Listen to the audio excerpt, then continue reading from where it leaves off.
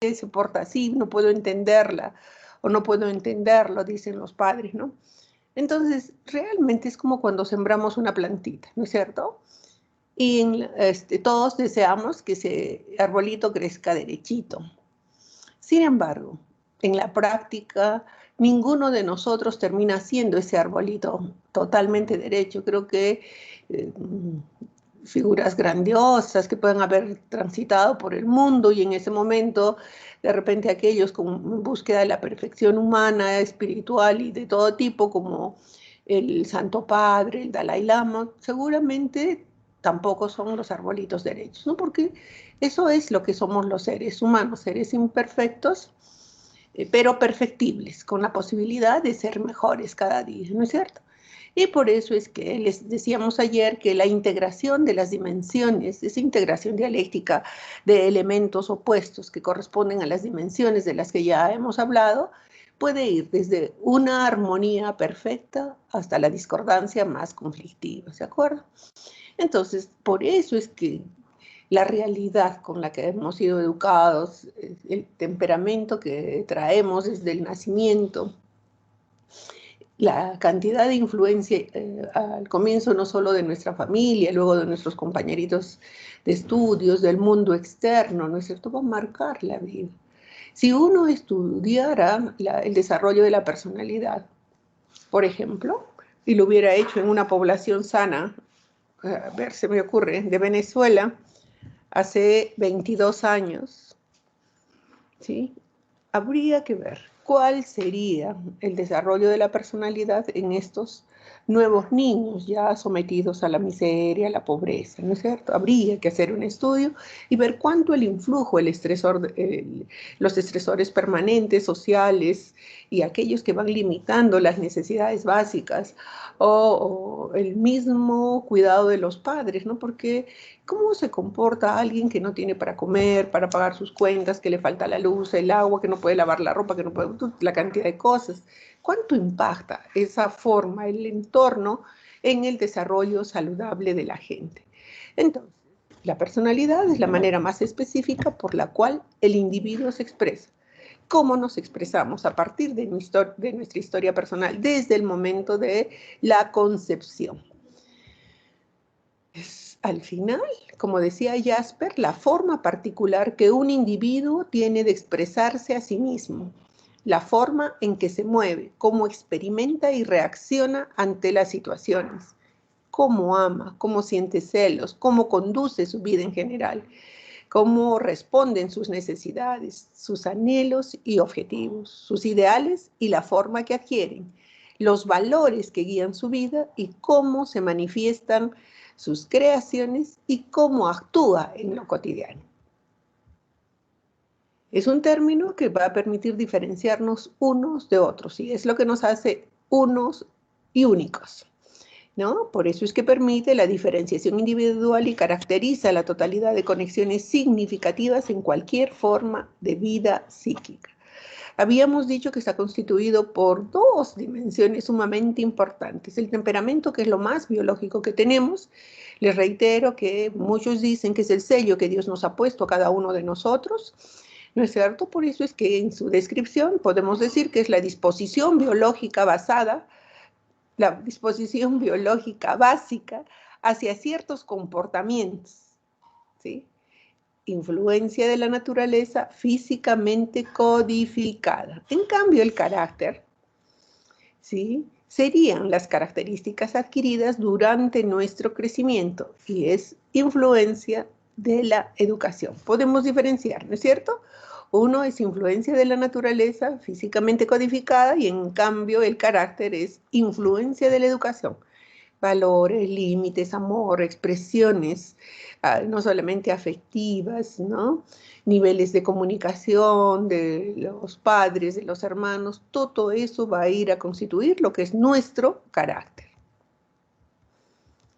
Entonces, aquí hay dos definiciones que son importantes. Uno, que consideraría la nomotética, que es la que va a enunciar leyes de validez universal o principios generales. Por eso es que se dice que en términos de lo nomotético en la personalidad sería la variación en el grado en que se comparten ciertos rasgos o dimensiones de la personalidad. Recuerden, un rasgo, podemos tener un rasgo o varios rasgos obsesivos sin completar todos los requerimientos para tener, por ejemplo, un trastorno personalidad obsesivo-compulsivo. Y a lo mejor esos rasgos se convierten en algo que más bien, como rasgo, puede ayudar a que la persona sea más dedicada, más responsable, más cumplidora, porque es más o menos eso lo que describiría el rasgo obsesivo-compulsivo, ¿no es cierto? Entonces, por eso los rasgos, ¿sí? Si no se completan, ¿no? Básicamente un grupo de criterios diagnósticos no nos estaría hablando de un trastorno de personalidad, ¿no es cierto? Y luego está lo que sería lo ideográfico, ¿no? Que lo ideográfico realmente incluye el supuesto de que los individuos somos únicos, somos seres únicos e irrepetibles. A eso se refiere lo ideográfico en términos de personalidad, ¿no? El ser humano es único e irrepetible. Existen obviamente múltiples teorías para explicar cómo se va conformando la personalidad. No vamos a dedicarnos a ellos, no nos alcanzaría el tiempo. Y sin embargo, definitivamente hay un cisma entre la psicología y la psiquiatría. Como hemos visto ayer, la psiquiatría va a entender que es todo parte desde lo biológico, ¿no es cierto? Porque lo biológico que tenemos va a producir lo mental, ¿no es cierto? El funcionamiento de nuestro cerebro va a terminar produciendo lo mental. Y psiquiatría, de hecho, trata los trastornos de personalidad y va a hacer una diferenciación entre lo que es un estado, ¿sí? Y lo que es un rasgo, lo que está permanentemente y lo que transitoriamente y en razón de las circunstancias aparece. Muy bien, en el modelo médico de enfermedad, ¿no? Personalidad sería una suerte de matriz inmunitaria que determina nuestra buena salud psicológica. ¿No es cierto? Una personalidad sana va a expresarse en una muy buena salud psicológica. Si habláramos en torno a los ejes 1 y 2, cuando hablamos de la clasificación habíamos dicho que se había considerado en el DSM-4 diferentes ejes, que en el eje 1 se consideraba la enfermedad por la cual consultaba el paciente, que en el eje 2, para hablar solamente de estos 2 o 3 ejes de los 5, se consideraban los trastornos de personalidad y las discapacidades intelectuales. En el eje 3, la concomitancia de trastornos orgánicos, ¿no? Por ejemplo, el padecer un F20, que sería una esquizofrenia, además de eso, ¿no? Ser capaz de padecer un trastorno esquizoide de la personalidad, ¿no es cierto? Que estaría en el eje 2 y en el eje 3 podría ser que por efectos de la medicación haya un hiperinsulinismo o un grado marcado de obesidad, ¿no? Por decir, uno iba describiendo esos ejes. Entonces podemos ver en el modelo médico, tenemos una enfermedad que va a ser la expresión de la reunión del síntoma 1, síntoma 2, síntoma 3, ¿no es cierto? Y conjuncionando esta cantidad de síntomas, nosotros elaboramos un síndrome y como estamos acostumbrados ya un trastorno nosológico que nos describe una enfermedad. En cambio, en los trastornos de personalidad, como ustedes pueden ver, hay una serie de rasgos, ¿no? Que se van combinando para que nosotros podamos hablar de rasgos de nuestras formas de ser que se van a expresar, ¿no es cierto?, en nuestras conductas, en nuestro pensamiento, en nuestra expresión emocional. Esa serie de rasgos van a ir a constituir, por supuesto, lo que son los trastornos de personalidad. Entonces, estos síntomas nos determinan enfermedad y estos rasgos nos van a determinar trastorno de personalidad. Entonces, este es un poco para que veamos lo que es cultura y personalidad y cómo muchos aspectos culturales podrían confundirnos con un trastorno definitivamente de personalidad, ¿no es cierto? Y este va a ser el único caso que yo voy a leer y el resto los van a leer ustedes, ¿de acuerdo? Entonces, fíjense, un estudiante de primer curso de psicología tenía que escribir sus impresiones sobre una sesión de terapia grabada en video en la que un terapeuta Nobel trataba a una estudiante asiática que le había derivado su profesor porque presentaba una timidez excesiva. La estudiante se dio cuenta de que, independientemente de lo que dijera el terapeuta, la estudiante siempre parecía estar de acuerdo. Al final de la sesión, se entrevistaba al terapeuta y se le preguntaba cuál era su impresión del caso.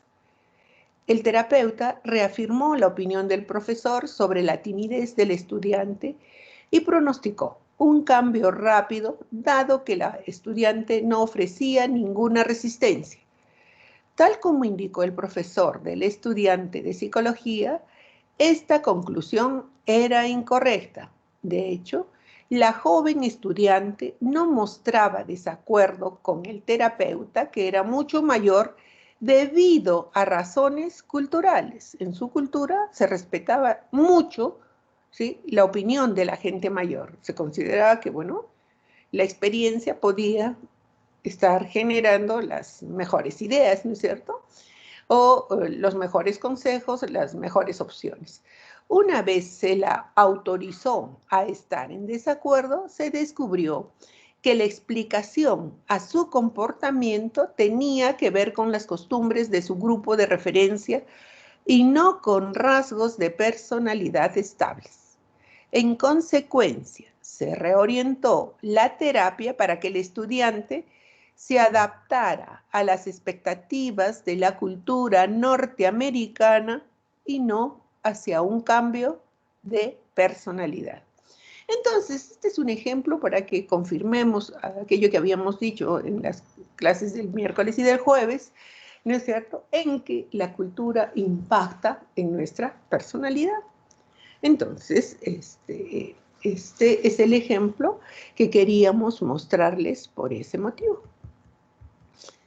Entonces, ¿qué cosa, si eso es personalidad, todo lo que hemos hablado, qué cosa es una alteración de la personalidad? La presencia de un rasgo de personalidad clínicamente significativo en mayor o menor grado frente a la población típica. ¿No es cierto? Todos podemos ser muy ordenados, pero si ya soy perfeccionista y soy exigente y todo lo alineo, ¿sí?, y eso me pone en discordancia con el resto, entonces se convierte en un rasgo de personalidad clínicamente significativo y que se presenta en mayor grado que frente a la población típica.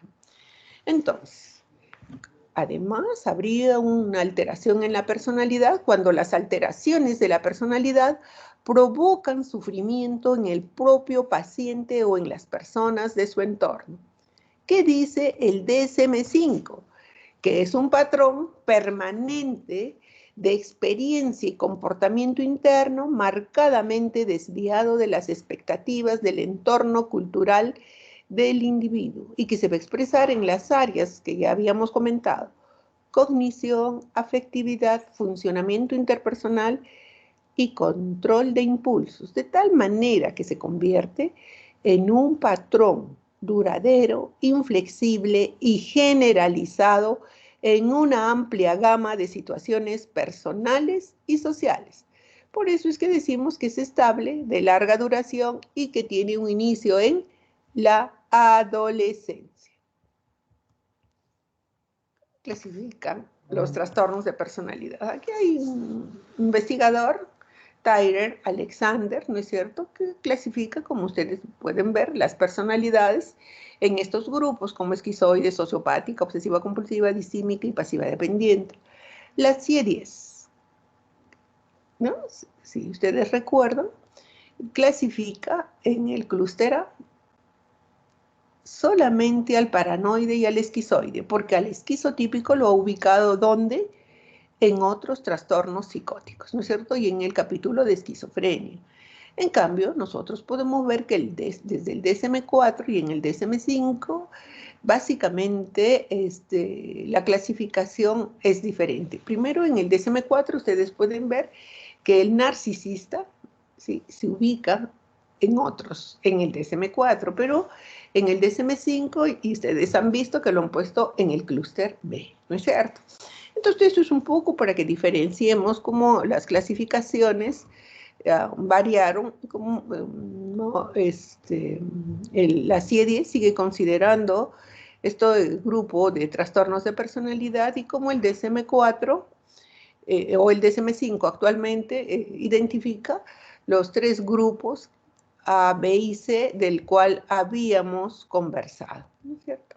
Clúster A. Si ustedes pueden ver aquí, ¿qué es el que nos falta? El narcisista, porque en el DSM-5 el narcisista pasa al clúster B, ¿se acuerdan? Y luego está en el clúster C las que ya habíamos descrito.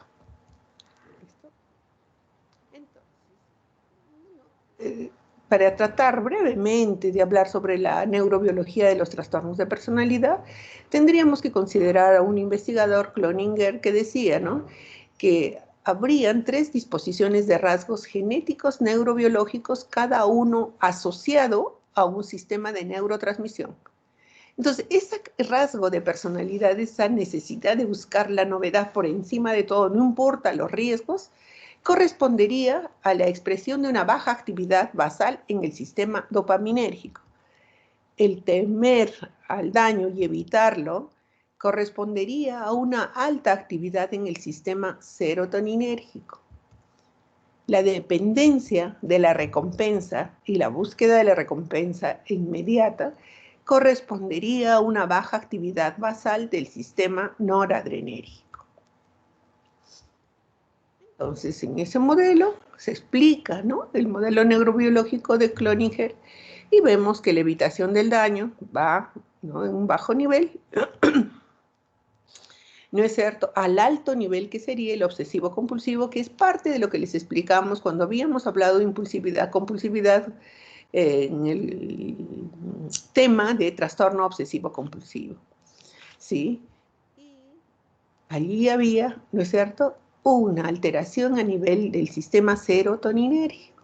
La búsqueda de novedad, en cambio, como habíamos dicho, ¿sí?, que es tan propia de los antisociales, ¿sí?, correspondería a la disfunción de lo que sería el neurotransmisor dopamina, la dependencia a la recompensa, ¿sí?, en relación al funcionamiento del neurotransmisor dopamina.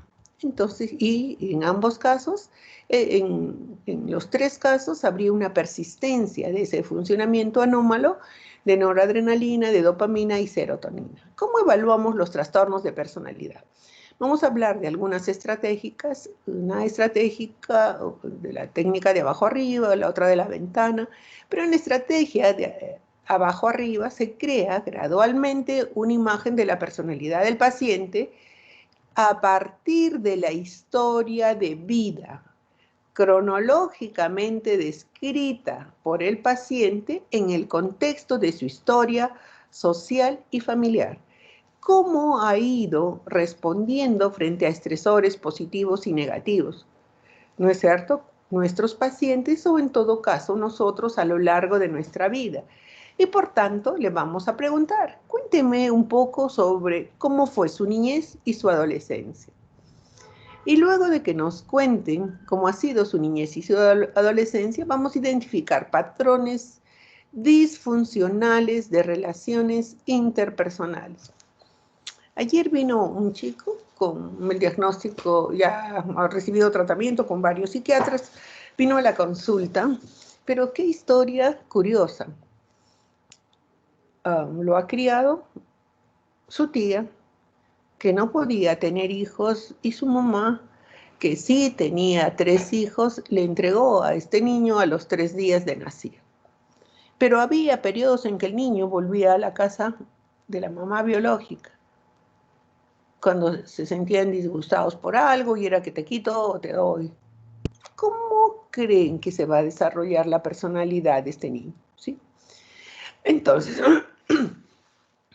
por tanto, a partir de la biografía del paciente desarrollada y explicada cronológicamente, En el contexto de todo lo que ha sido su vida familiar y social, identificamos patrones disfuncionales dentro de las relaciones interpersonales. Cada trastorno de personalidad va a tener un patrón recurrente, sellos distintivos, que en el examen mental se van a convertir en pistas de conducta. Por ejemplo, ideas sobrevaloradas que nos van a llevar a una hipótesis sobre la existencia de un trastorno de personalidad.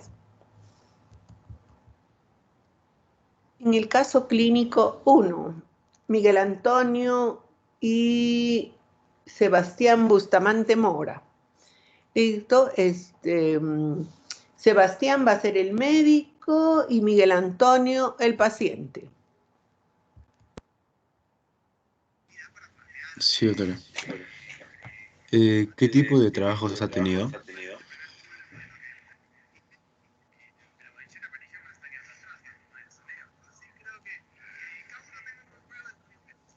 Miguel Antonio.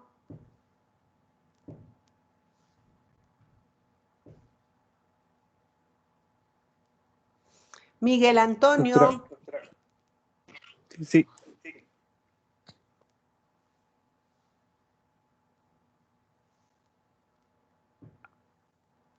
doc- doc- doctora, estoy con un poco el internet medio malo. Empiezo otra vez de qué tipos de trabajos ha tenido. Sí.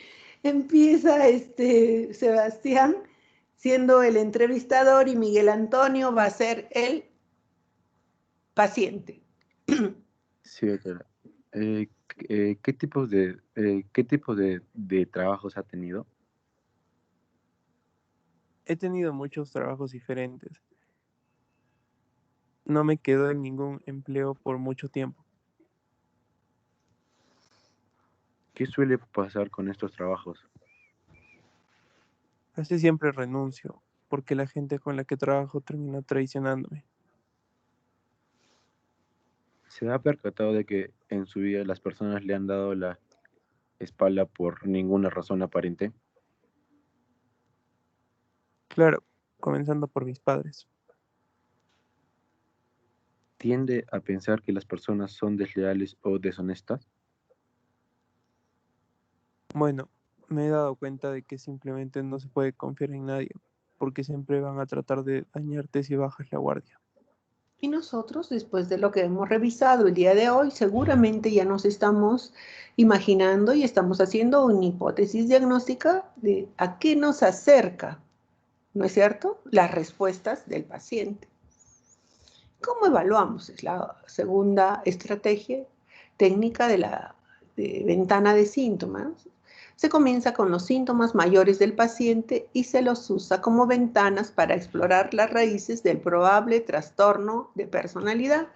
Se hacen preguntas sobre eventos asociados a la emergencia de los síntomas. ¿Fueron eventos interpersonales? ¿Se relacionaba lo que le ocurrió a transiciones en la vida, ¿no?, a situaciones especiales que hubieran ocurrido en su vida? ¿Parecen los síntomas respuestas razonables a los eventos que usted vivió o fueron exageraciones? ¿No es cierto? Fíjense cómo le preguntamos sobre las cosas que nos han contado y sobre cómo está interpretando, ¿no es cierto?, su historia o su biografía. ¿Fueron eventos interpersonales? ¿Se relacionaban con transiciones de vida? ¿Parecen síntomas, respuestas razonables a los eventos o fueron exageraciones? Por ejemplo, un trastorno de personalidad que se asocia con mucha frecuencia a un trastorno depresivo mayor utilizará rutas distintas. En el trastorno de personalidad narcisista, la queja va a ser, ¿no?, nadie cumple con sus altos estándares, aliena amigos y familiares, lo que lo lleva al aislamiento social. En el trastorno de personalidad evitativo, evita las amistades por el rechazo a la soledad. En el trastorno de personalidad dependiente, falta de valor en sí mismo y desmoralización. En el trastorno de personalidad límite, sentimiento crónico de vacío interior, tendencia suicida, abuso de sustancias psicoactivas, bulimia y trastornos en el control de impulsos. Entonces, fíjense que nosotros comenzamos a utilizar, ¿sí?, el hecho de que la concomitancia con un cuadro clínico determinado nos permita ir indagando hacia dónde nos lleva esta alteración en su forma de ser. Y como ustedes pueden ver, las diferencias que se presentan tanto a nivel de lo que sería la expresión de un trastorno de personalidad narcisista, evitativo, dependiente o límite. Caso clínico 2. David Chipana. Sí, doctora. Ya. Se entrevista a una paciente con depresión mayor que hace poco ha considerado tomar una sobredosis de medicamentos luego de haber sido rechazada por su novio. Sospechamos de una TP límite. Es con Ese va a ser luego que vamos a leer, ¿no es cierto?, la mnemotecnia, sí. Antes hablamos de su depresión y de alguno de sus pensamientos suicidas que tuvo luego de su novio, bueno, luego de que su novio lo rechazara. ¿Ha reaccionado de esa misma forma a otros rechazos en su vida? Me gustaría hacerle algunas preguntas sobre su personalidad y la manera como tiende a reaccionar a ciertas situaciones. Me interesa saber qué tipo de persona ha sido desde que fue adolescente, no solamente cómo ha sido en las últimas semanas. Entonces se van dando cuenta, ¿sí? Puntos claves en el enfoque diagnóstico. Que hemos dicho que es un trastorno de personalidad, un patrón persistente de estilos disfuncionales de relacionarse a lo largo de los años, por lo menos desde la adolescencia o desde la temprana adultez. Cuando preguntamos por los criterios de trastorno de personalidad, recordémosles al paciente que nos interesa la visión a largo plazo, no solo lo que está ocurriendo en el aquí y en el ahora. Así, un paciente con trastorno depresivo mayor puede estar irritable en este momento, ¿no es cierto? Pero no ser su forma de ser permanente. Puede estar en este momento necesitado de atención y con conducta suicida. Esto con facilidad podría llevar a diagnosticar un trastorno de personalidad límite. Sin embargo, si esto está ocurriendo solo en este tiempo último y no es una característica a lo largo de la vida, nosotros tenemos que diferenciarlo. El enfoque de punta del iceberg para los síndromes mayores es útil una vez solucionados los síndromes mayores. La patología de la personalidad es más evidente clínicamente. Ahora lo que nosotros encontramos en la práctica médica es que cuando mejoramos el eje 1, lo que son los trastornos nosológicos en sí, siempre mejora el eje 2, personalidad. Entonces, esto que les ponemos a continuación también nos da pie, que si bien mejora el eje 2, también nos libera de, por ejemplo, la aseveración que hemos dicho antes, ¿no es cierto? El ánimo irritable, la necesidad de atención o la conducta suicida, se libera eso y luego nos van a quedar solamente los síntomas propios de un trastorno de personalidad. Entonces, las preguntas de prueba y las pistas de conducta, ¿no? En lo que es la autoafirmación, estaríamos haciendo la descripción hipotética que un paciente con un trastorno de personalidad haría de sí mismo, ¿no? Esa es nuestra descripción hipotética. Objetivo de sí mismo. Objetivo es fijar de manera confiable las características principales de cada trastorno de personalidad. ¿Listo? Entonces, ¿qué tenemos que hacer? Tenemos, ¿no es cierto?, ya en nuestra cabeza la descripción hipotética de que el paciente puede estar cursando con un trastorno de personalidad, ¿no es cierto? Entonces, nuestro objetivo nos tiene que llevar a que de una manera confiable podamos establecer, a partir de la descripción del paciente, las características principales de cada trastorno de personalidad. Preguntas que engloban el patrón de cada trastorno de personalidad, ¿no es cierto?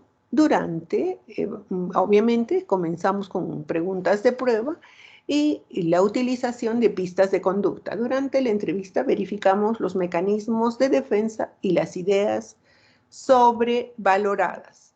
Y vamos a utilizar, como vamos a ver en la revisión, la mnemotecnia que hemos utilizado en el desarrollo de nuestras prácticas hasta ahora para cada trastorno de personalidad. Eso nos va a llevar a establecer el diagnóstico. Ya no tenemos la hipótesis, sino que vamos a establecer el diagnóstico de trastorno de personalidad. Entonces, pistas de conducta. Habíamos dicho que son dos, ¿no es cierto? ¿Se acuerdan? Los mecanismos de defensa y la idea sobrevalorada. La idea sobrevalorada es una idea comprensible y aceptable, sostenida por el paciente más allá de los límites de la razón. Es una creencia anómala, solitaria, cuya naturaleza no es ni delirante ni obsesiva, pero que llega a ser preocupante hasta el punto de dominar la vida del paciente. ¿Se acuerdan cuando habíamos desarrollado las alteraciones del pensamiento y habíamos hablado de la idea delirante? ¿Recuerdan? Y les habíamos puesto el ejemplo. ¿Qué pasa si en cada una de las cosas, no solo respecto al afecto que nos puedan tener nuestros papás siguen sosteniendo, no solo en ese hecho relacionado al amor que nos puedan tener, es decir, mi hijito es el más inteligente del mundo, o el más inteligente de la clase, o mi hijita es la más linda de todas sus compañeras, ¿no? Es una idea sobrevalorada, ¿no? En que el juicio, ¿sí?, está disminuido en función de la razón emocional.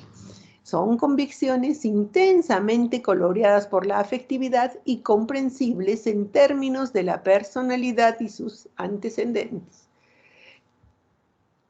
Los mecanismos de defensa, en cambio, ¿se acuerdan que también los habíamos visto? Son procedimientos inconscientes de los cuales se vale el yo para matizar y aligerar tendencias contradictorias, y el mecanismo de defensa está destinado a resolver conflictos emocionales. Entonces, dos pistas de conducta, la idea sobrevalorada y el mecanismo de defensa que está utilizando el paciente, los cuales nos van a llevar a acercarnos a un diagnóstico de trastorno de personalidad. Sobre todo, aquellas que hemos considerado defensas inmaduras, ¿no es cierto? Las maduras estamos hablando de que alguien ha alcanzado la madurez y como consecuencia tiene una personalidad saludable. ¿Cuáles son los mecanismos de defensa más comunes? En esta primera lámina yo voy a leer el mecanismo de defensa y el ejemplo. En las siguientes dos láminas lo vamos a hacer con cada uno de ustedes. Un mecanismo de defensa, el aislamiento afectivo. Se rehúye al conflicto, ¿no es cierto?, separando las ideas de los afectos. Normalmente, recuerden, si yo pienso en algo, mi pensamiento va cargado de un afecto. Me saqué la tinca, mi afecto, ¿cuál va a ser? ¡Ah, la alegría! ¿Sí? Me saqué 20 en la nota de mi examen más difícil, alegría. Ese pensamiento va acompañado de un afecto, ¿no es cierto? Entonces, en el aislamiento afectivo se rehúye el conflicto separando las ideas de los afectos, lo cual permite retener los aspectos intelectuales u objetivos a la vez que perder contacto con las emociones amenazadoras.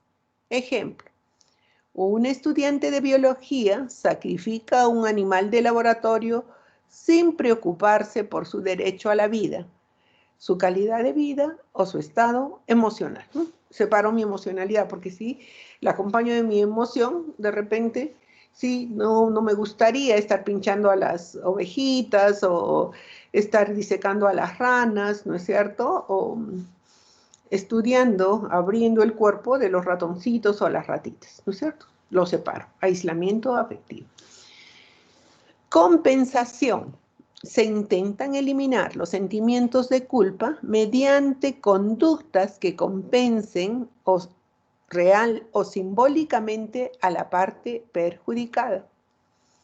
Un profesor que elabora un examen excesivamente difícil de responder, elabora también demasiadas tareas fáciles que conllevan a la obtención de créditos adicionales. ¿Listo? Comportamiento impulsivo o el acting out. Los conflictos se transforman en acciones con la intervención de poca o ninguna reflexión sobre el asunto. Acting out o comportamiento impulsivo.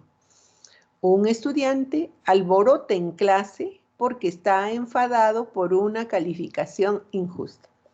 No, en vez de ir y conversar con el profesor porque considera que su calificación no es la correcta y lo conversa y se explican, ¿no es cierto? Más bien lo que hace es alborotar la clase porque está enfadado por una calificación que él considera injusta.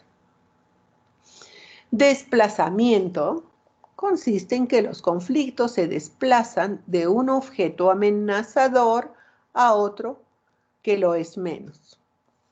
El ejemplo, un estudiante que odia a su profesor de historia quema su libro de texto, ¿no es cierto? Desplazó ese sentimiento negativo que tenía el profesor y hacia un objeto pues, que resulta siendo algo propio del docente. La devaluación, ¿qué significa, no es cierto? La atribución de cualidades negativas poco realistas a uno mismo, a los demás para castigarse a sí mismo o para reducir el impacto negativo de lo que se ha devaluado. Entonces, como le atribuyo tantas características negativas, ¿no es cierto? O me las atribuyo a mí o las atribuyo al resto, ¿sí? Y de esa manera yo puedo justificar el impacto negativo de lo que estoy devaluando. Por ejemplo, un profesor anteriormente admirado pasa a ser tildado de profesor horrible tras otorgar una calificación negativa. ¿Listo? La siguiente lámina la van a leer Melanie, que es quien va a leer el mecanismo de defensa, y Hilary, que es la que va a poner el ejemplo. ¿Listo?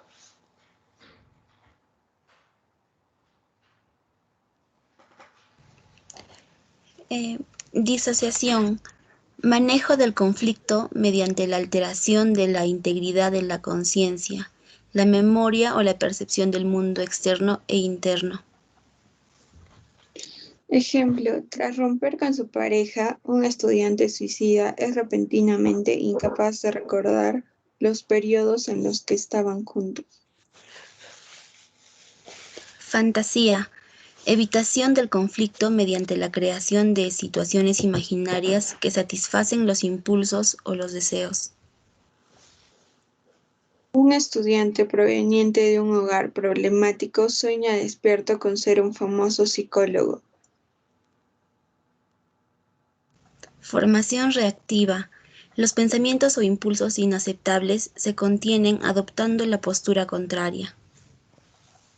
Un estudiante que odia a un grupo de personas escribe un artículo protestando por el tratamiento injusto que estas personas reciben por parte de la universidad. ¿Se dan cuenta? Idealización. Atribución de cualidades positivas, poco realistas a uno mismo o a los demás. Un estudiante preocupado por su capacidad intelectual empieza a idolatrar a un tutor. Identificación proyectiva. Además de proyectar las reacciones y los sentimientos desagradables en los demás, se retienen en la conciencia y son definidas como una reacción a la conducta emitida por la persona sobre la que se han proyectado. Un estudiante atribuye su propia ira al profesor, pero piensa que su respuesta es una reacción justificable por la persecución a la que se ve sometido. Entonces, ustedes pueden ver cómo estos mecanismos de defensa nos llevan a determinados actos, ¿sí? Ahora, Sebastián y Alejandra van a hacer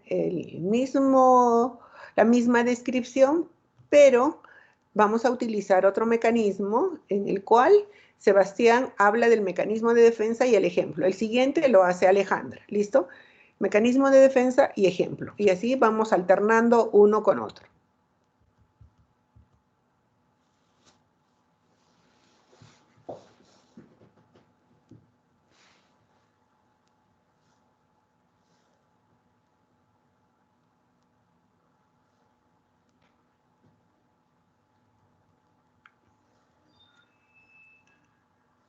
Sebastián y Alejandra. Sí, doctora, empezaré yo. Negación. Rechazo a reconocer algunos aspectos dolorosos de la realidad externa o subjetiva que son obvios para los demás.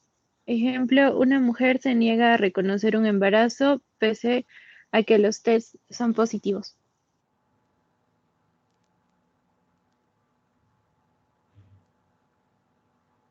Sebastián.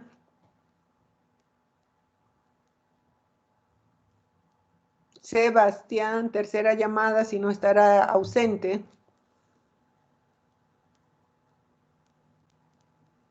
¿No está Sebastián?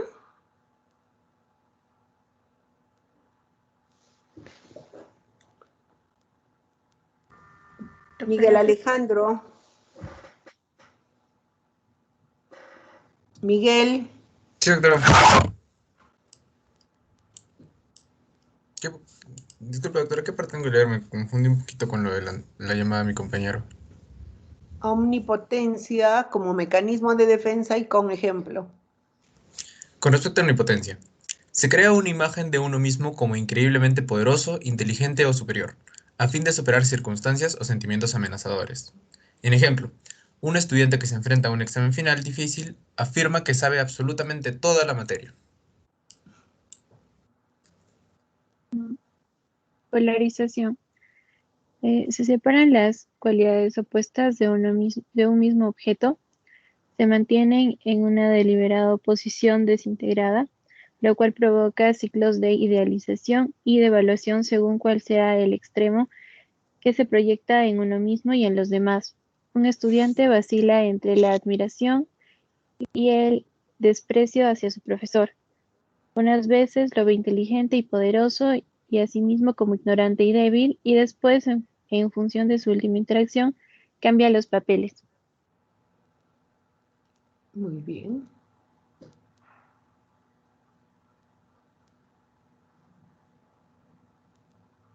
Miguel.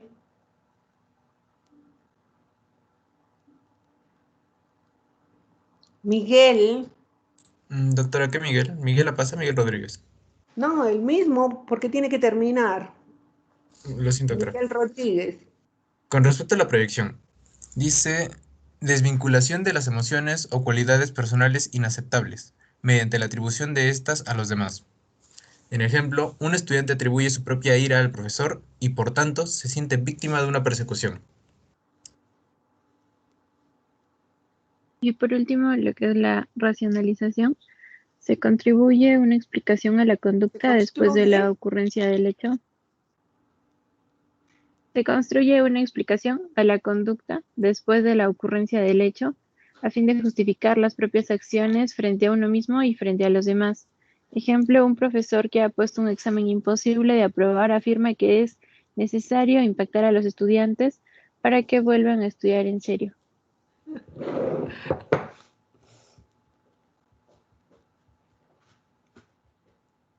Entonces, Elías, si tú vas a leer los dos ejemplos. Ya, doctor. Represión. Los pensamientos y deseos prohibidos son apartados de la conciencia. El ejemplo. Un estudiante celoso niega el acceso a la conciencia del deseo de asesinar a su rival. La defensa es sublimación. Se rehuyen las emociones inaceptables mediante su canalización en conductas socialmente aceptables.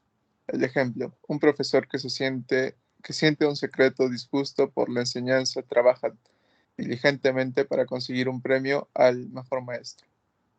La sublimación es un mecanismo de defensa maduro. Y mientras la defensa sea más inmadura, el trastorno de personalidad será más grave.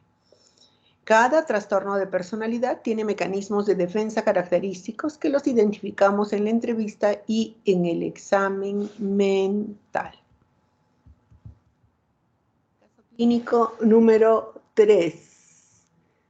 Lisette Salinas. Sí, doctora. Paciente de 30 años de edad, abogado, casado desde hace 3 años, con un hijo, presenta un cuadro que comenzó desde la adolescencia. Consiste en marcada suspicacia hacia quienes lo rodean, pobreza en sus relaciones interpersonales, pocos amigos. En varias ocasiones muestra desprecio hacia quienes lo rodean, desconfianza hacia sus compañeros de trabajo y hacia sus superiores, a quienes acusa de quererlo explotar laboralmente, lo mismo que hacían algunos de sus familiares. Todo esto lo va a llevar a enfrentamientos y a confrontaciones en los ambientes social, laboral y familiar. Ante cualquier amenaza, sea real o aparente, reacciona con ira. El paciente acudió a terapia de pareja porque desde el momento en el que se casó sospechó que su esposa, a la que describe como coqueta y lanzada, le es infiel con algunos compañeros de la oficina, lo mismo que con uno de los vecinos, hecho que no ha logrado demostrar. El paciente tiene una demanda en una comisaría de familia por maltrato físico y psicológico hacia su esposa.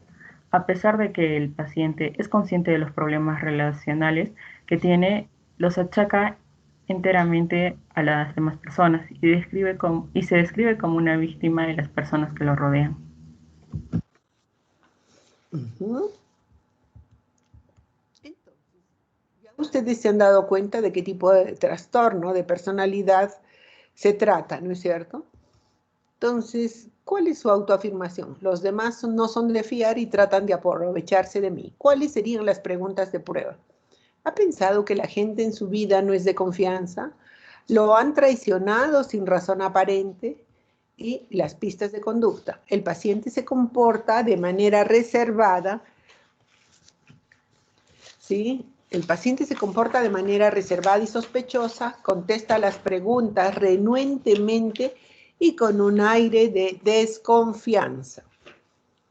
¿Cuál es la mnemotecnia para el trastorno paranoide de personalidad? Sospechosa, en el cual, como habíamos descrito el día de ayer, son 4, ¿sí?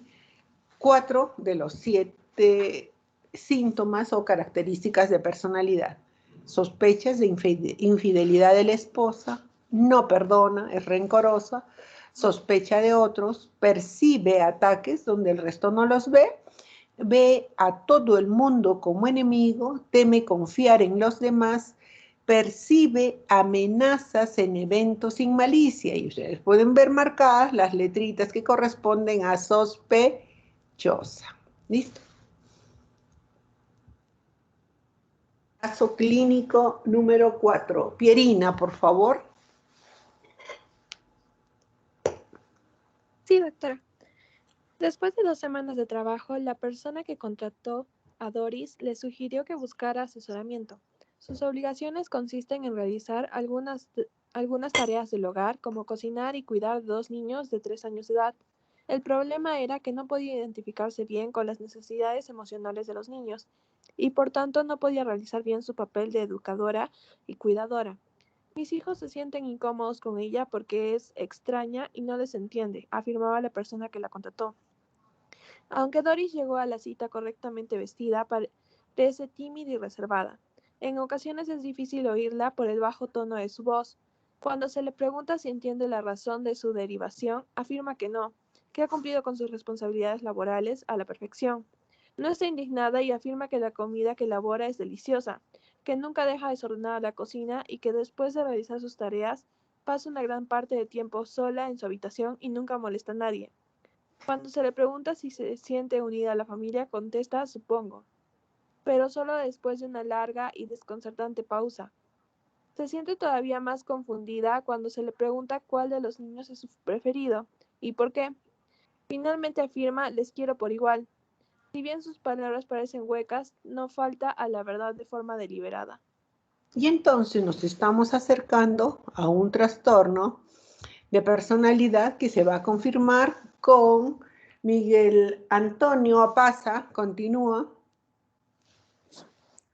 En otras áreas de su vida, Doris presenta problemas similares.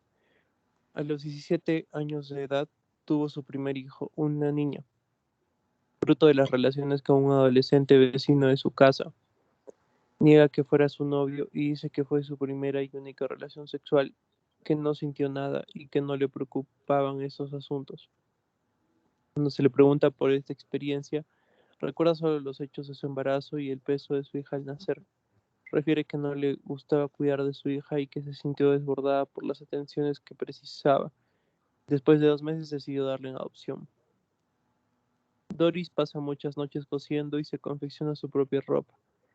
Dice, no necesito demasiado a los demás.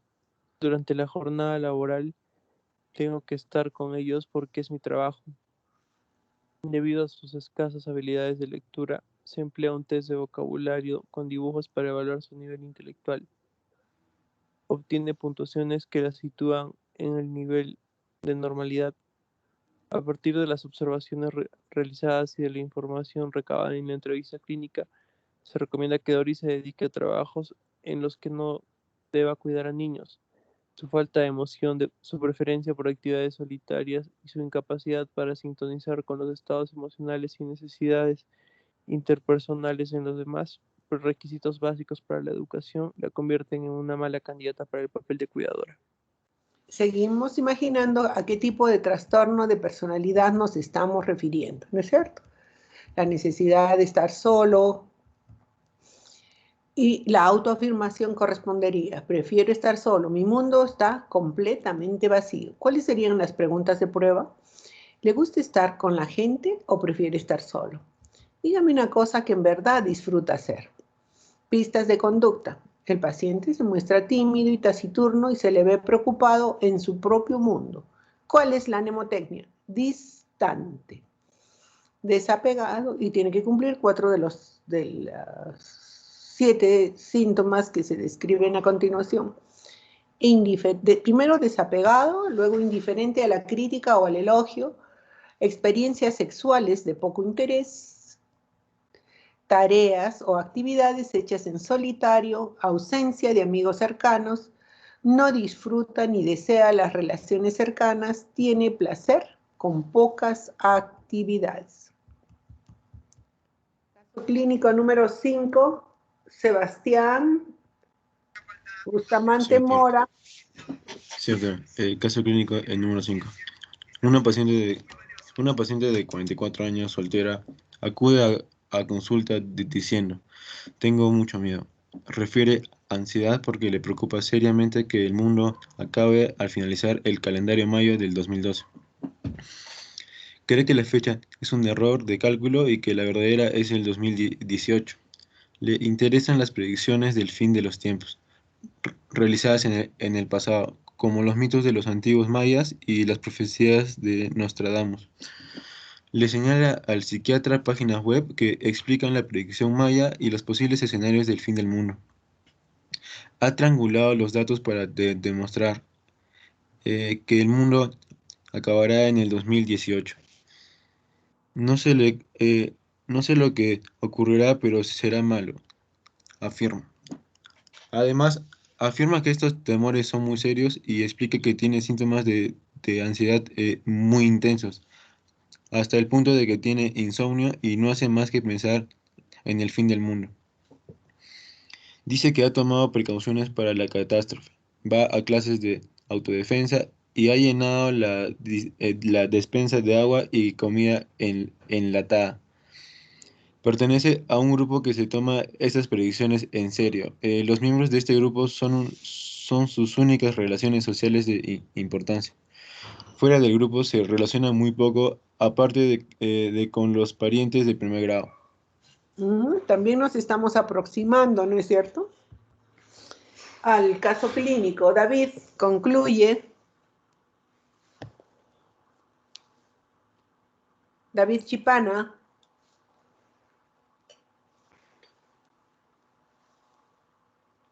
David Chipana.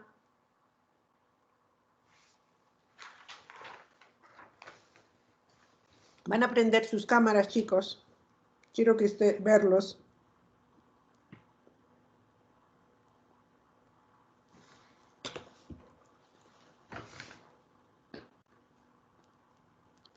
¿Sí? Leen y prenden su cámara. Cosi Luque.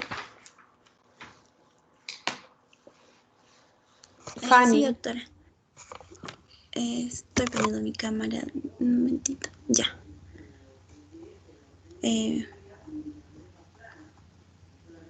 Ya.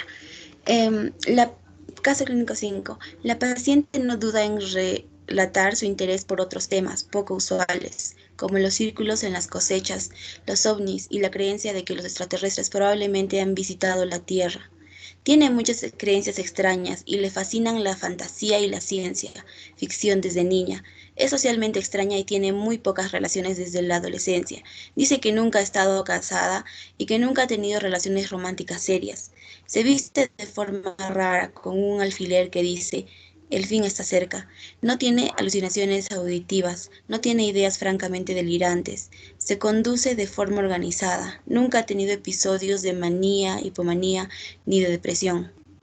Entonces, si integramos todo el caso clínico 5, vamos a estar describiendo aquí en el trastorno de personalidad esquizotípico, donde la autoafirmación sería: me gustaría tener amigos, pero es difícil porque la gente cree que soy raro. ¿Cuáles serían las preguntas de prueba? ¿Tiende a sentirse incómodo en presencia de otras personas? ¿Ocasionalmente tiene ideas que los demás no entienden del todo o que les parecen inusuales? ¿Cuáles serían las pistas de conducta? El paciente se comporta extraño de muchas formas. Podría estar desarreglado, vestir ropa extraña o tener manierismos inusuales. El paciente describe ideas extrañas que parecen casi crazy, ¿no? Casi psicóticas. ¿Cuál es la mnemotecnia? Mi peculiar, pensamiento mágico o creencias extrañas, y debe tener por lo menos 5 de las 9 que se describen a continuación. Experimenta percepciones inusuales, ideaciones paranoides, conducta o apariencia excéntrica, ropa que va a llamarnos la atención, afecto constreñido o inapropiado, pensamiento y habla inusuales. No logra tener amistades cercanas, ideas de referencia, ansiedad en situaciones sociales, y en este caso tendríamos que realizar descarte de trastorno psicótico o de que el paciente sea portador de un trastorno del desarrollo como el autismo. Caso clínico número 6. Hilary. Sí, doctora. Acude por emergencia una paciente de 26 años luego de haber ingerido 20 comprimidos de su antidepresivo. Dice que tomó las pastillas de repente, después de haberse peleado y de haber roto con su novio por última vez. Ella llamó al novio inmediatamente después de tomarse las pastillas y él le acompañó a emergencias. La paciente refiere que ella y su novio han tenido una relación intermitente. Dice que cree siempre que lo necesita, pero tienen muchas peleas y no pueden estar juntos. Más de un par de semanas seguidas, la mayoría de sus relaciones familiares son tensas, pero dice que su hermana es su mejor amiga ahora que vuelven a dirigirse la palabra. Ella afirma que tomó la sobredosis de medicamentos porque no soporta estar sola. Añade que ve a muchos otros chicos y adopta conductas sexuales de riesgo cuando tiene problemas con el novio. Bebe alcohol en exceso, solo cuando estoy realmente furiosa, menciona, y muchas veces a lo largo del mes. Sebastián. Sí, doctor. La paciente refiere que ha tenido problemas de cólera y que siempre está a punto del suicidio desde la adolescencia. Ha estado en tratamiento muchas veces, con muchos terapeutas distintos, porque no encuentra a ninguno que la entienda. Al principio parecen captarme, comprender lo que estoy pasando, pero después se desmarcan llegando a cierto punto. Durante la entrevista se muestra muy emotiva, con actividad lábil que va de la ira intensa al llanto. La sensación que tiene el entrevistador es que las reacciones muy desproporcionadas para los temas tratados. El repaso de su historial clínico muestra 5 visitas al servicio de emergencia por sobredosis o pensamientos suicidas en el último año.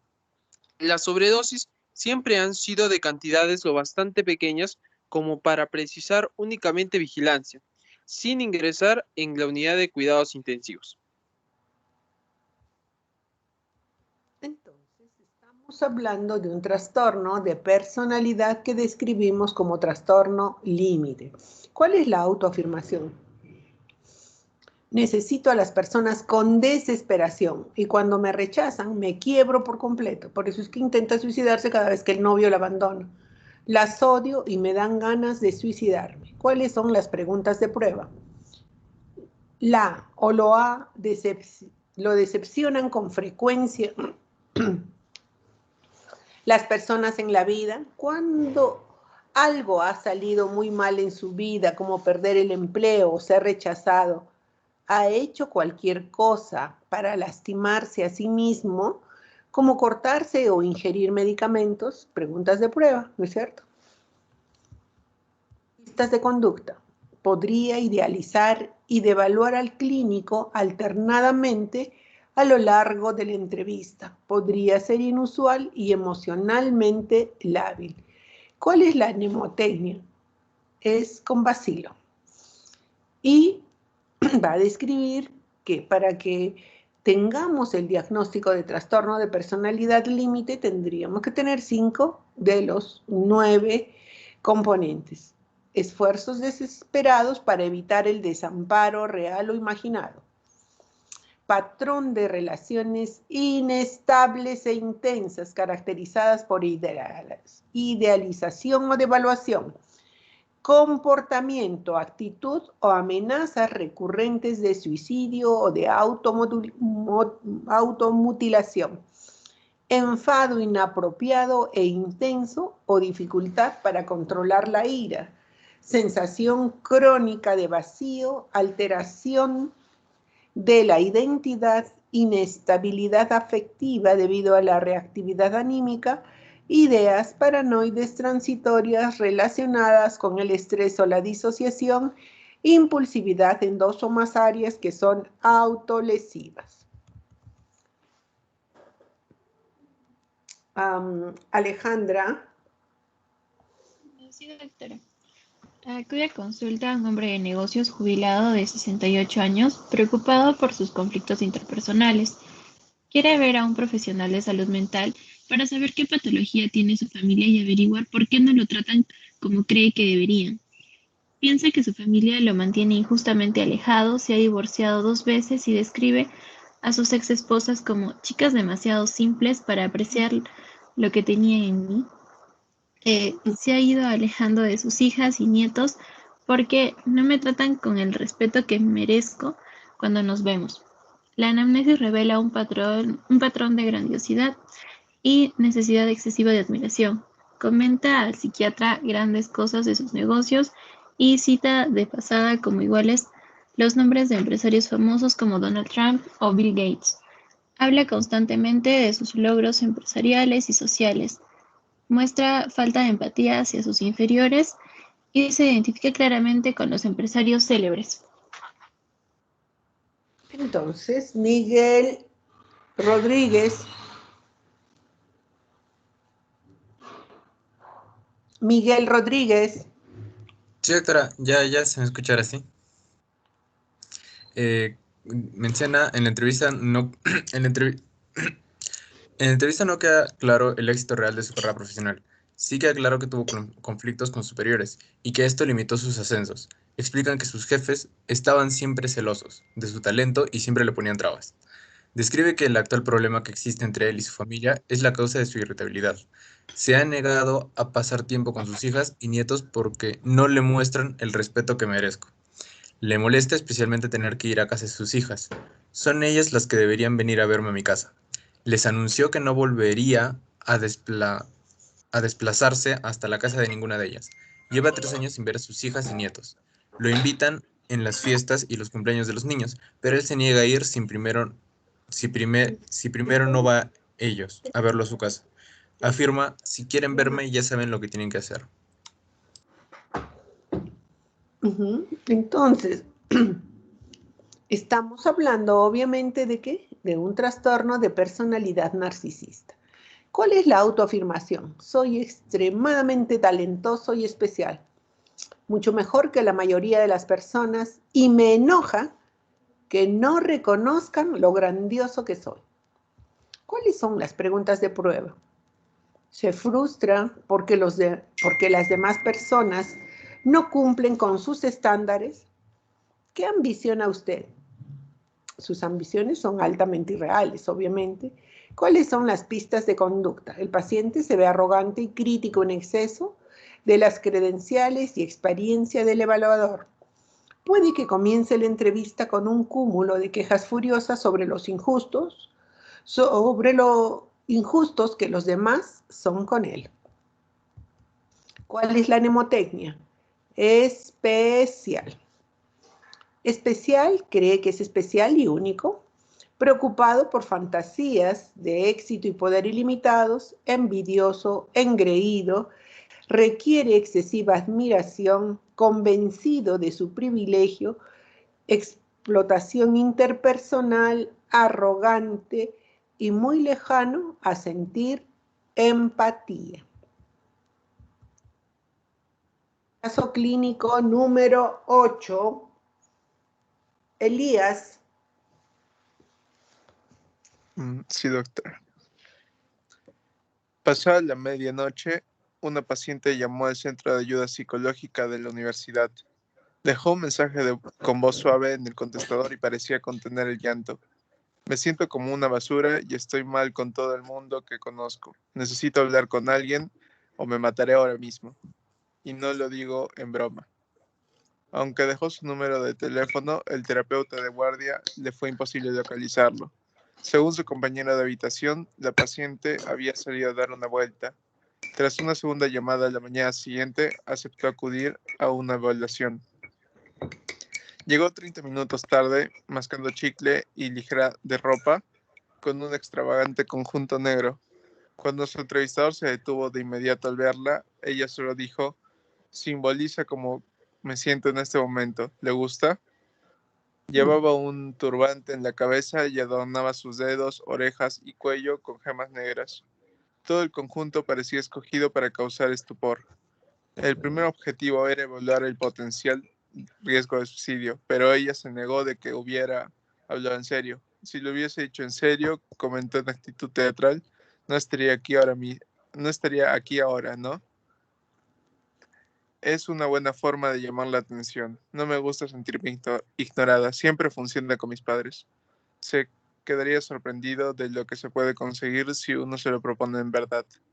En ese momento hizo una gran pompa con el chicle y luego succionó el aire de dentro, todo ello sin perder el contacto visual con el entrevistador. Entonces, Lisette continúa. Sí, claro. La paciente refiere problemas en muchas áreas de su vida. En primer lugar, no la ve muy bien en los estudios y teme que la expulsen si sus notas no mejoran porque está en periodo de prueba académica debido a sus malos resultados.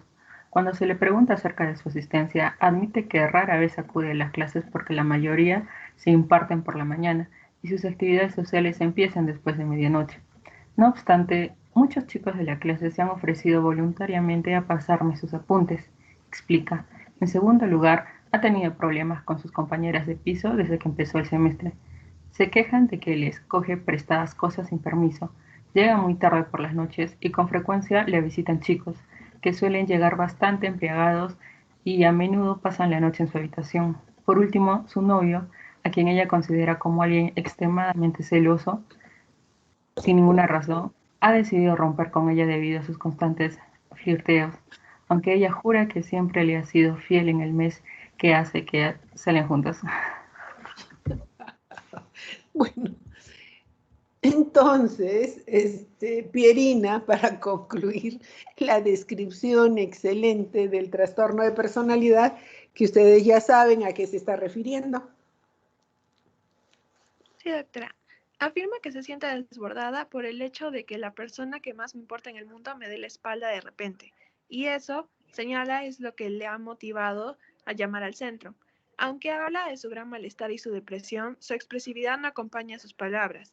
Está animada y efusiva, incluso parece hipomaníaca. Pasa de un tema a otro y de una emoción a otra con una conciencia mínima y sin que exista una transición real. No se pudo concertar otra cita ya que estaba demasiado ocupada. Niega que continúe teniendo la intención de suicidarse. Cuando se le pregunta si quiere continuar la próxima semana, dice, ya le llamaré, inflando otra pompa de chicle y enganchando el chicle debajo del asiento al irse. Estamos hablando, ¿no es cierto?, y describiendo un trastorno de personalidad histriónico. ¿Cuál es la autoafirmación? Soy una persona encantadora, emocional y atractiva y necesito ser el centro de atención. ¿Cuáles son las preguntas de prueba? ¿Le gusta ser el centro de atención? Cuando siente una emoción, ¿le expresa o la reserva por usted? Por supuesto, la respuesta es la expresa. Pistas de conducta. El paciente es extravagante y se viste de manera seductora. Se revela rápida y dramáticamente al punto de ser inapropiado, incluso en el contexto de una evaluación psiquiátrica. ¿Cuál es la mnemotecnia? Admírame. Y tiene que tener 5 de las 8 características. Acciones provocativas o sexualmente seductoras. Idilios, considerados mucho más íntimos de lo que realmente son. Más atención para el paciente. Se siente incómodo cuando no es el centro de la atención. Fácilmente influenciable. Estilo del discurso impresionista, carece de detalles. Ánimo. Las emociones cambian rápidamente y son planas. Vestido a la medida. La apariencia física se usa para llamar la atención. Emociones exageradas, teatrales. Histriónico viene de teatral, ¿no es cierto? Y Miguel Antonio. Sí, doctora. Voy a encender mi cámara. Tráeme un segundo, por favor.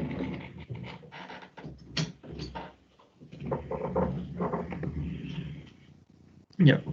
F es un hombre de 45 años de edad que asistió a consulta con el médico general para obtener una incapacidad laboral en la que se comentará de su migraña y de su dificultad para laborar los 3 días siguientes. Durante su primera entrevista, F apareció como un hombre agradable y seductor. A los 15 días, el jefe inmediato de F llamó al médico de la empresa y le describió que F le había dicho que tenía incapacidad de 10 días. Además, le comentó que había tenido muchos inconvenientes con F por su actitud conflictiva y en ocasiones agresiva, su gran dificultad para atender las normas de la empresa y su irresponsabilidad con las labores asignadas. Notó también que 4 días atrás desapareció un computador portátil en la oficina y algunas personas pensaron que podía haber sido F. Por estos motivos, el jefe llamó al anterior sitio de trabajo de F y allí le comentaron que tuvo muchas dificultades y que un día se perdió un dinero, por lo cual lo despidieron. Asimismo, el jefe comentó que tuvo la oportunidad de entrevistarse con un familiar, quien lo describió como un hombre problemático desde la infancia y que fue expulsado en 2 ocasiones del colegio por indisciplina y agresión. Por último, al parecer fue demandado por abandono y maltrato. Entonces, estamos hablando de ¿qué? De un trastorno de personalidad antisocial. ¿Cuál es la autoafirmación? Me gusta aprovecharme de los demás y nunca me siento mal al respecto.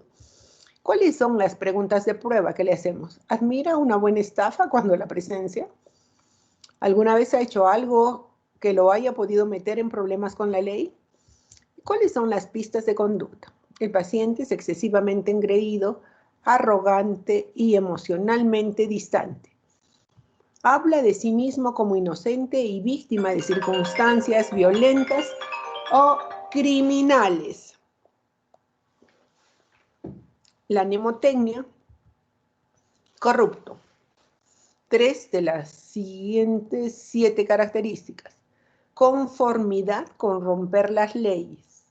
Ignorar obligaciones. Desatención imprudente por la seguridad de sí mismo y otros, falta de remordimiento, astuto, tramposo, mentiroso, estafador, planeamiento insuficiente, impulsivo, temperamental.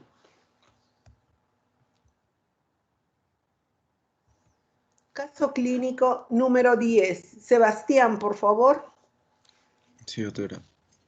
Paciente de 28 años, contadora soltera sin hijo, vive en casa de sus padres. Acudió a psicoterapia por sugerencia de sus padres por la dificultad en relacionarse con otras personas, lo que ha hecho que incluso rechace varios trabajos en empresas importantes. Me da miedo que les vaya a quedar mal, dice.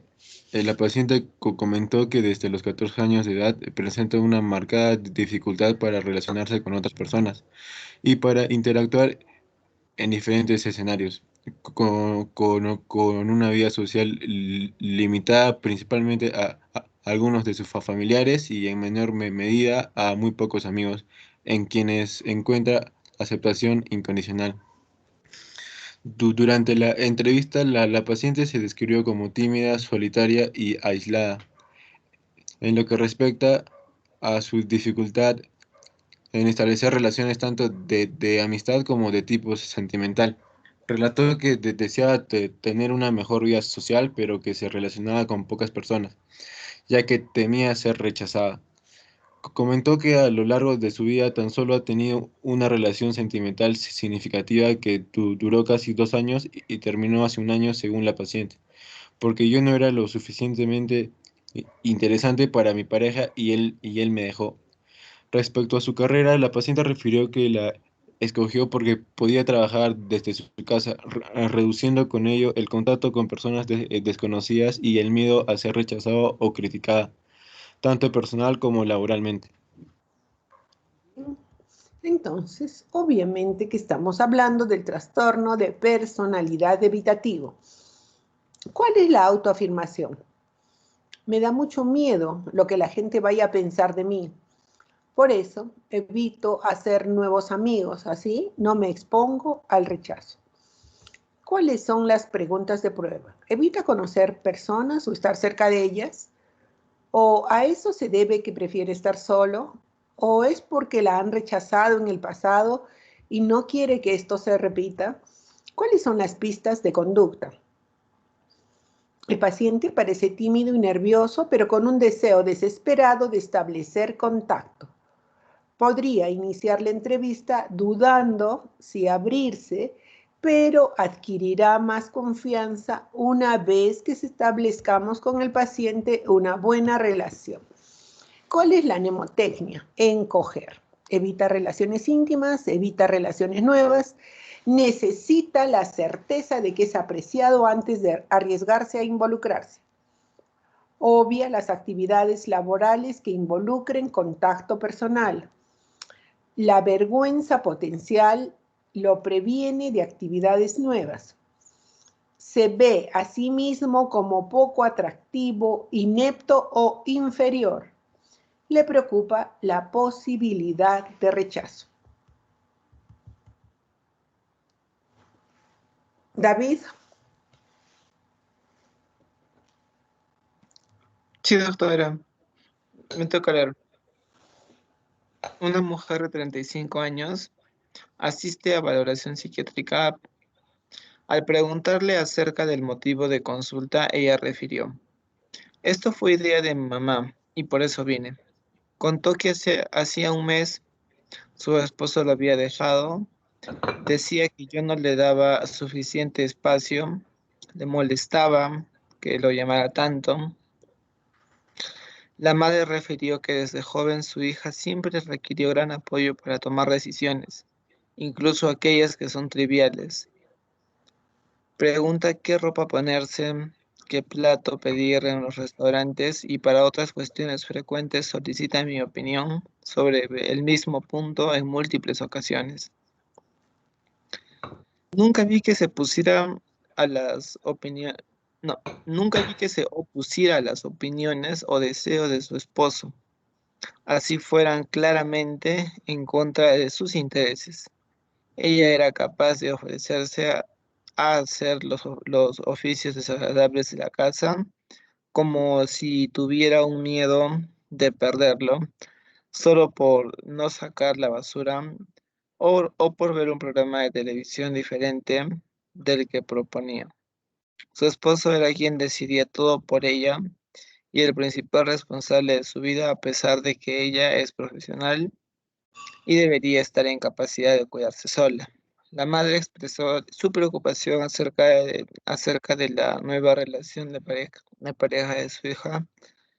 Consideró que el comienzo de esta relación fue demasiado rápida.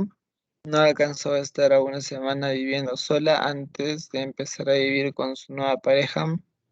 Yo veo que ella lo trata del mismo modo a él.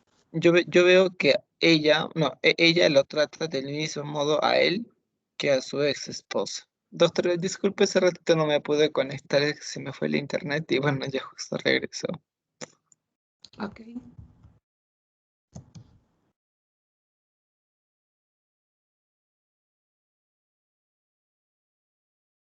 Oh.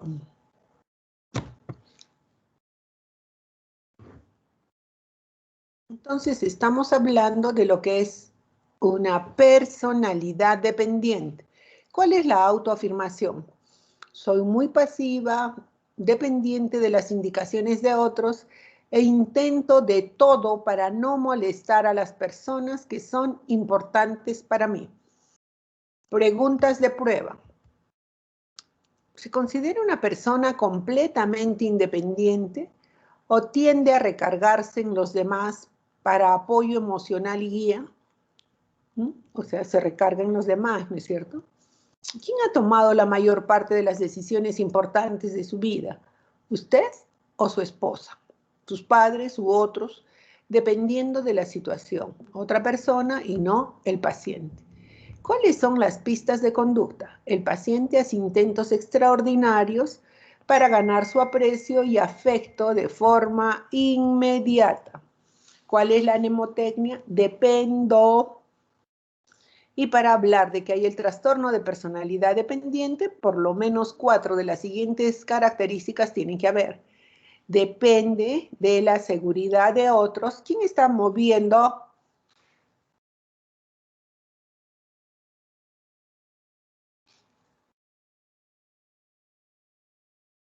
Dependo de la seguridad de otros para tomar decisiones. Le cuesta trabajo expresar desacuerdos por miedo a perder apoyo o aprobación. Las responsabilidades de su vida las asumen otros. Le resulta difícil iniciar proyectos.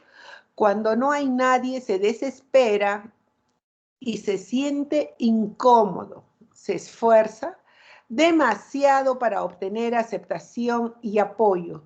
Cuando termina una relación estrecha, busca con urgencia la compañía de otros.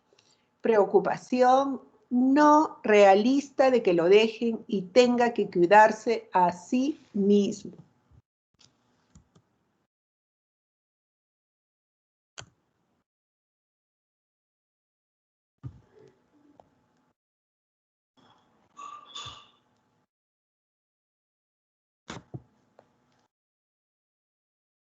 Caso clínico número 12, Fanny.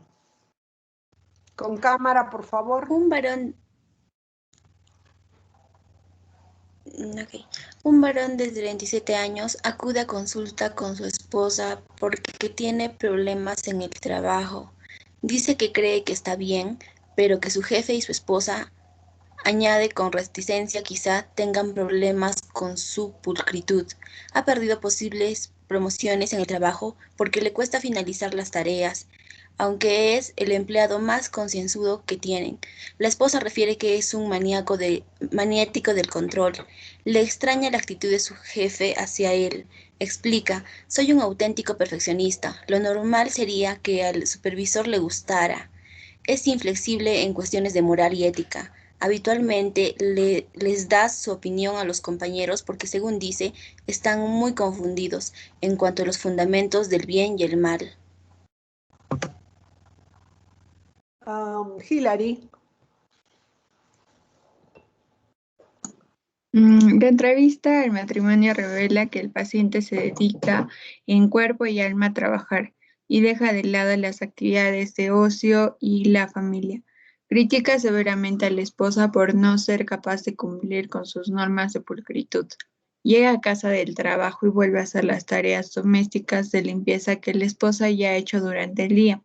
Supervisa al detalle la economía y ha intentado restringir los gastos de su mujer. Dice que quiere ahorrar algo de dinero para emergencias futuras. Cuenta que siempre ha cumplido con rigor las normas, incluso de niño. Siendo muy pequeño, recuerda que se ponía malo si alguien ocupaba su sitio en la mesa para cenar. En el instituto era impopular porque le incomodaba la tardanza de sus compañeros. Su excesivo celo por las normas le ha causado conflictos en muchos ámbitos sociales desde muy temprana edad. Entonces, obviamente que luego de la descripción del caso clínico y después de todo lo que hemos revisado en la clase anterior, estamos hablando de un trastorno obsesivo-compulsivo de la personalidad. ¿Cuál es la autoafirmación? Soy perfeccionista, mantengo listas, me presiono y me tomo la vida muy en serio. ¿Cuáles serían las preguntas que le haríamos, ¿no? Preguntas de prueba. ¿Se considera un perfeccionista? ¿Se presiona tanto en el trabajo de tal forma que no le queda tiempo para actividades recreativas? ¿Qué opina del hábito del ahorro? ¿Cuáles son las pistas de conducta? El paciente está meticulosamente vestido. Con frecuencia hace un reporte detallado y preciso de sus síntomas. ¿Cuál es la mnemotecnia? Obsesiva. Y para hablar de que el paciente es portador de un trastorno obsesivo-compulsivo de personalidad, ¿sí? Va a tener 4 de las 8 siguientes características. Pierde el objetivo de la actividad, el perfeccionismo, boicotea su habilidad para concluir tareas, demasiado consciente, inflexible y escrupuloso, mezquino, poco dispuesto a delegar, objetos sin valor e es incapaz de descartarlos, obcecado, amistades y actividades recreacionales excluidas debido a las preocupaciones del trabajo. ¿Cómo se hace el diagnóstico de los trastornos de personalidad? Ya les habíamos hablado, ¿no es cierto?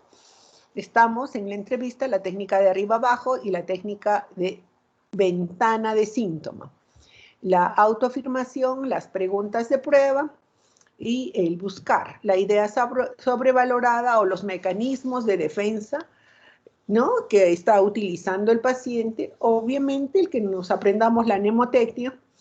Y una vez planteada la hipótesis sobre el probable trastorno de personalidad, podríamos desarrollar los diferentes test psicométricos, ¿no es cierto?, de los cuales ya les habíamos hablado. ¿Sí? El de Milon, el MMPI, el 16FP, ¿no es cierto? Y recordar que la mayoría de los pacientes con trastornos de personalidad acuden por presencia de sintomatología psiquiátrica, pero no de su personalidad, sino de otro tipo de trastornos, como trastornos afectivos, de ansiedad, por uso de sustancias psicoactivas, trastornos de conducta alimentaria o por el mal manejo de sus impulsos.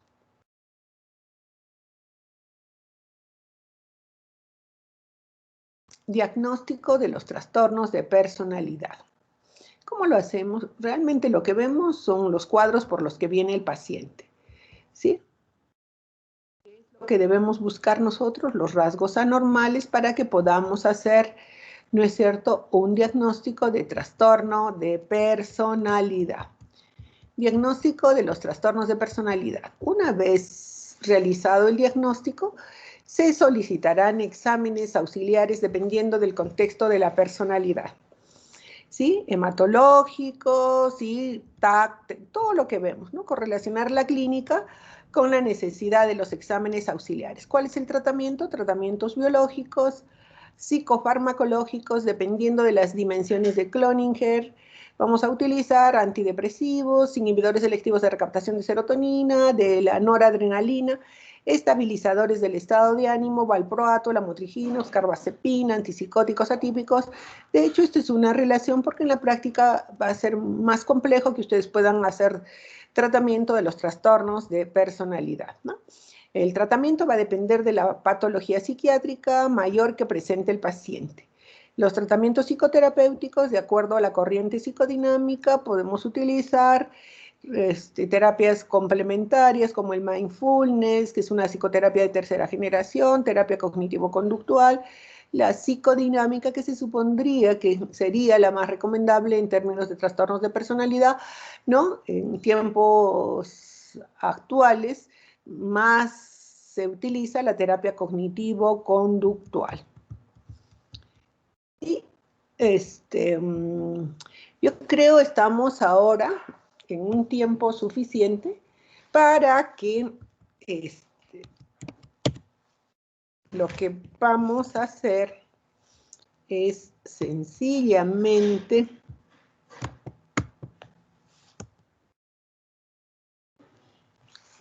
no sé por qué algo ha pasado con mi computadora.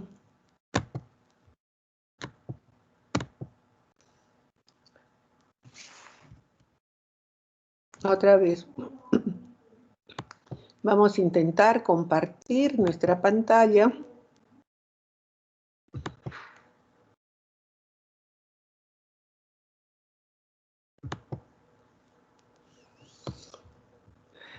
Y el trabajo que vamos a hacer, chicos, es tenemos 12 casos clínicos, ¿sí? Los vamos a ir mencionando.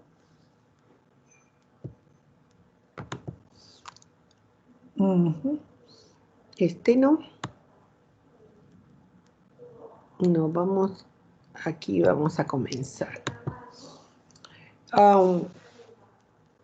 El caso clínico, vamos a ir anotando para que trabajen.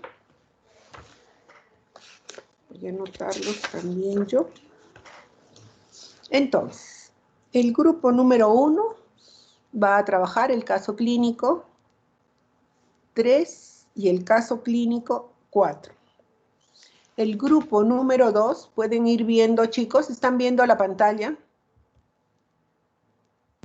Sí, doctora, sí se ve.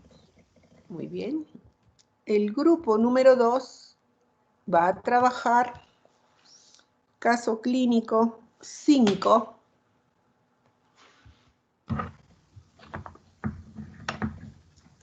Y caso clínico número 6. Doctora, disculpe, ¿el caso clínico tiene 2 partes? Sí. ¿Podría, por favor, ponerla así, la segunda parte del caso clínico 5? Es que no le llegué a tomar el screen, por favor. La segunda parte. Gracias. ¿Listo?